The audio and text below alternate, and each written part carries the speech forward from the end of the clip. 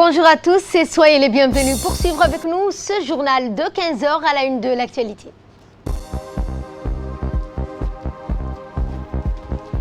Et le ministre des Affaires musulmanes a parrainé ce matin la cérémonie de commémoration de la naissance de notre cher prophète sallallahu alayhi wa sallam. Et concernant le coronavirus, l'Europe centrale réagit à son tour face à la vague de cette épidémie. Bonjour et merci de nous rejoindre. Le président de l'Assemblée nationale, Mohamed Ali Mohamed, a reçu ce matin une importante délégation d'hommes d'affaires russes. Le président de l'Assemblée nationale leur a souhaité la bienvenue à Djibouti pour cette visite de prospection et de prise de contact pour voir de visu les opportunités d'investissement dans notre pays. La délégation russe a également remercié le président de l'Assemblée nationale pour la disponibilité et l'accueil qui leur a été réservé. Depuis le sommet de Sochi, la Russie ambitionne de renforcer son partenariat avec les pays africains, notamment en partenariat avec Djibouti dans le cadre de cette visite du chef du sommet de Sochi que les hommes d'affaires russes ont pris part de leur venue à Djibouti. Également, cette même délégation a été reçue par le ministre du Commerce, M. Hassan Ahmed Ibrahim. Cette délégation a été reçue ce matin, composée d'hommes d'affaires russes. La délégation d'hommes d'affaires russes est à Djibouti pour prospecter et étudier les opportunités d'investissement dans notre pays. En effet, cela fait suite au premier sommet Russie-Afrique qui s'est déroulé à Sochi pour donner un nouvel élan au partenariat commercial entre l'Afrique et la Russie. Notre pays fut représenté à cet événement par le chef de l'État, Ismaël Omar Guelleh, aux côtés de ses de 43 chefs d'État et de gouvernement. La délégation russe était composée de représentants de plusieurs secteurs économiques, à savoir l'immobilier, les équipements médicaux, traitements, ordures ménagères et les produits liés à l'alimentaire. Je vous l'annonçais en début de journal, célébration du Maulid al-Nabawi al-Sharif. C'était au Palais du Peuple, présidé par le ministre des Affaires musulmanes, de la Culture et des Biens Waqf, Moumin Hassan Barre, qui a parrainé ce matin cette cérémonie dédiée à la commémoration de la naissance de notre cher prophète, sallallahu alayhi wa sallam. L'événement, qui est organisé par le Haut Conseil islamique, a vu la participation de nombreux membres de gouvernement, entre autres les hauts responsables du ministère des Affaires musulmanes, ainsi que des dizaines d'imams et prédicateurs. Rappelons que le Maulid al-Nabawi al-Sharif est une fête religieuse que l'on célèbre chaque année, 12e du mois de Rabi' al-Awwal, 3e mois du calendrier musulman dans tous les pays du monde musulman. Cette fête, qui correspond à la naissance du prophète Mohammed sallallahu alayhi wa sallam, est aussi l'occasion d'écouter des hadiths sur sa vie.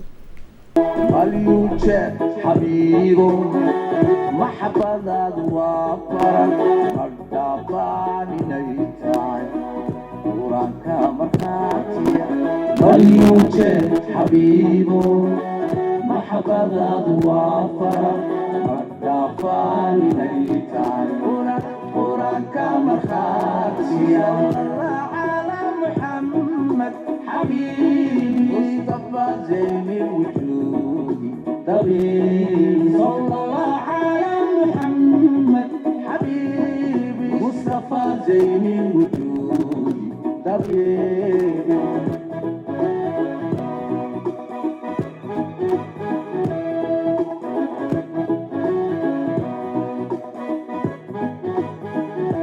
اللهم صل على محمد اللهم صل على الورى منزلا اللهم صل وسلم وبارك عليه اللهم صل وسلم وبارك عليه اللهم صل وسلم وبارك عليه. Dans le reste de l'actualité, le siège du ministère de l'Enseignement supérieur a abrité hier une cérémonie de signature de convention d'un projet d'appui au renforcement des activités des institutions étatiques sous tutelle. Outre le ministre de l'Enseignement supérieur, Dr Nabil Mohamed, l'événement a entre autres réuni l'ambassadeur de France à Djibouti, Arnaud Guillois, le directeur de l'Agence française de développement, M. Philippe Collignon, le directeur de l'Agence universitaire pour la francophonie, ancien ministre tunisien de l'Enseignement supérieur, le président de l'Université de Djibouti, Dr Jama' Mohamed, ainsi que les acteurs principaux du projet intitulé « Appui à la professionnalisation, à la numérisation de l'enseignement supérieur » et financé par l'AFD. Ce projet a pour but de donner aux étudiants de l'université et de l'Institut des sciences de la santé un cadre d'apprentissage numérique et moderne. Un accord historique pour notre organisation avec Djibouti. C'est un accord qui touche à tous les aspects de la réforme de l'enseignement supérieur et de la recherche à Djibouti, parce qu'il touche à la dimension de la formation, il touche à la dimension de la recherche, il touche à la dimension aussi de la méthode d'enseignement, mais aussi et surtout pour améliorer l'employabilité des diplômés du supérieur à Djibouti. Et autre intervention que je vous propose de suivre, celle du ministre de l'Enseignement supérieur, Dr Nabil Mohamed Ahmed. Est de très grande importance pour Djibouti, pour deux éléments importants. D'abord le numérique, qui prend sa place de plus en plus dans notre façon de travailler, de penser, d'étudier. Et l'autre élément important, c'est que l'adéquation formation-emploi. Je pense que ce projet viendra renforcer cette vision politique du président de la République de faire du numérique un outil de développement et contribuer à trouver des alternatives et surtout l'employabilité des jeunes. Ce projet donc va s'intéresser non seulement à l'université de Djibouti, mais également à la recherche au niveau du centre d'études et de recherche de Djibouti et la montée en gamme au niveau des études de nos étudiants au niveau de l'Institut des sciences de la santé, en offrant l'opportunité d'avoir un centre régional qui forme par la simulation les paramédicaux. Autre actualité de ce 15h, la commune de Boulos a engagé cette semaine des actions communautaires dans le secteur sans fil avec la participation du comité du quartier Arhiba et quartier 7. Tôt ce matin, la population des deux quartiers ont participé en masse pour enlever les détritus qui encombrent ce quartier ainsi que les écoles. Le chef de quartier d'Arhiba, Ali Chehem, a remercié les participants, notamment les présidents de la commune de Boulos, de la voirie, qui ont soutenu cette action destinée à améliorer les quartiers pour une Djibouti plus propre. Direction Obok où lundi 26 octobre, dans la matinée, a eu lieu la distribution de matériel de pêche dans le local de la CEPEC de cette ville.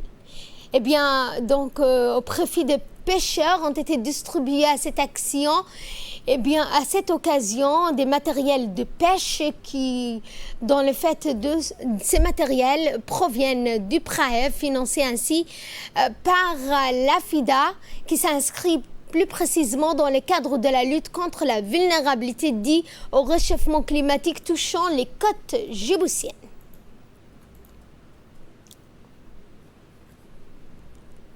Sur la distribution de moteurs pour les pêcheurs, ces projets ont été initiés par différents organes. Il y a la DDS, il y a le projet PRAREF, et il y a aussi le ministère de l'Agriculture, y compris aussi la CEPEC. Ce financement a été fait par le bailleur de fonds FIDA, qui nous a été aussi coordonné par le projet PRAREF, qui nous ont, en fait, le crédit CEPEC. Le CEPEC, c'est une institution de la microfinance qui, d'habitude, donnait du crédit, sauf que maintenant, la méthodologie du crédit d'ERAC est différente au crédit habituel. Le crédit habituel, c'est donner de l'argent. Mais pour le crédit pêche, il s'agit des achats de matériel de pêche.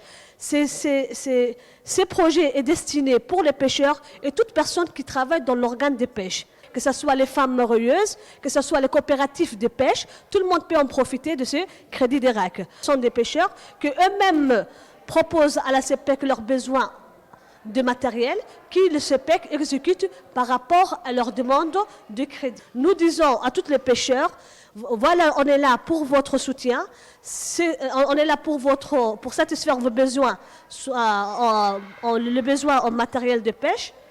Et puis, nous leur disons bon courage, et puis il faut qu'ils remboursent le crédit. Comme eux, ils ont profité, d'autres pêcheurs peuvent aussi en profiter. C'est leur retour d'argent qui va nous permettre d'acheter d'autres moteurs à d'autres pêcheurs aussi. Et de là, nous passons à ce qui domine l'actualité internationale. Nous allons parler du coronavirus. Eh bien, l'Europe centrale réagit à son tour face à la vague de l'épidémie. Les pays d'Europe centrale ne sont pas épargnés par la seconde vague de l'épidémie qui pousse là aussi les autorités à durcir les mesures de restriction afin d'enrayer la propagation du virus. En Slovénie, il est désormais interdit de quitter son domicile ou sa ville de résidence principale. Les restaurants, salons de beauté et commerces non essentiels sont fermés depuis samedi et de nombreuses écoles privilégient le travail à distance. Un couvre-feu a même été installé de 21h à 6h du matin. Voilà, c'est la fin de ce journal. Merci à vous de nous avoir suivis. Excellent après-midi à toutes et à tous.